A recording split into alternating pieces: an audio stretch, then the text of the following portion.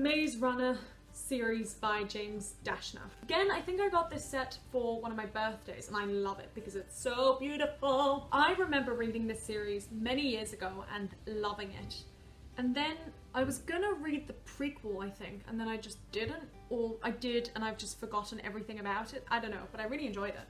Oh no, I think I did read the prequel as well at a friend's house. And I haven't even seen any of the movies. I know that there's 3 movies, or at least 2. I don't know if the 3rd one's out. But I haven't watched any of them. How do I put this back? No! Boom. Smashed it. Bangkok Boy. This looks like another Dutch one. I've only read this top line and already I'm intrigued. I read another book by this author that I think I mentioned once upon a time, either in a book review or in my favorites or something.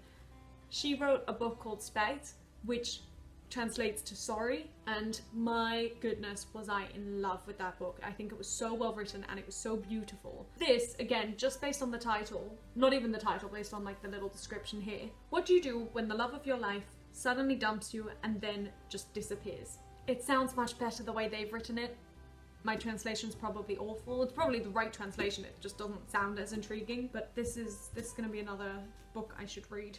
Ooh! And I've just been flicking through it. What I like already, I think, about this is that it gives you the perspective of both characters. Ooh, this book, Oorlogswinter, is so well known. And I think both my brothers have read it and then they gave it to me to say, you should read it too. And I just never got around to it. I actually don't know what it is about. Oorlogswinter means the winter of the war. And I really should get round to reading this because I know it's quite the read. Apparently it's very intense though. Literally doesn't even have a blurb, so can't tell you what it's about. This book. I think you know what book it is, even though it's in Dutch. It's the, what's the translation? The Book Thief. The Book Thief. That's the direct translation. I think I have the Book Thief.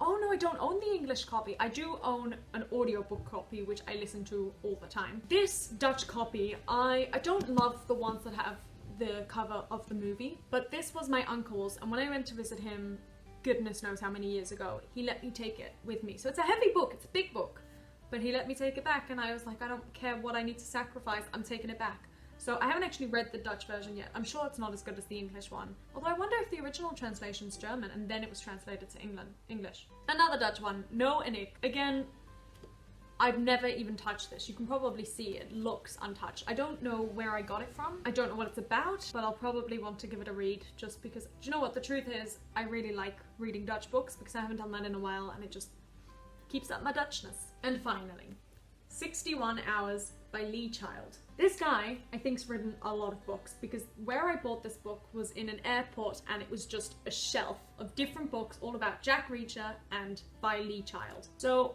my mum and I each bought one. I bought 61 Hours, she bought something else that she brought back here, and I went on to England, so we never got round to reading each other's. But as you can see, I never got very far with this book. This is one of those books that every so often I would read a chapter, which is saying something because I'm on chapter 9. And I do think I enjoyed what I've read so far. I just think I never really, I think this is the kind of book that would be even better to just sit down and read in one sitting, and I just never had that opportunity. So I'd read a chapter here, chapter there, and that was it, and then I just gave up on it. But this is another one I'm gonna want to finish reading. And the problem is, I hate having multiple books that I'm in the middle of reading, especially when it's been such a long time, because then I have to try and rack my brain for what's happened. And at the moment, I think I've got 2 books like this, and maybe a 3rd even. And I don't like that. Oh, this book smells so good.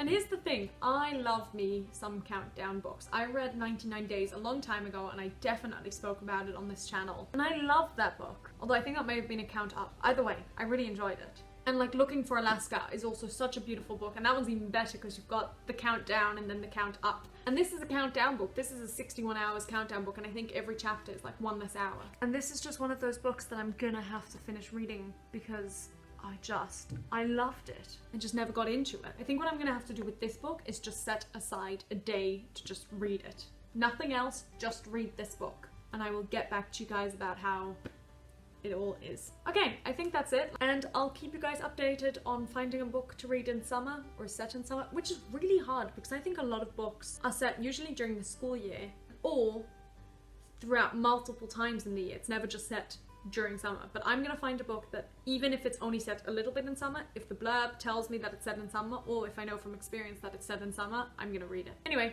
that's it. Bye!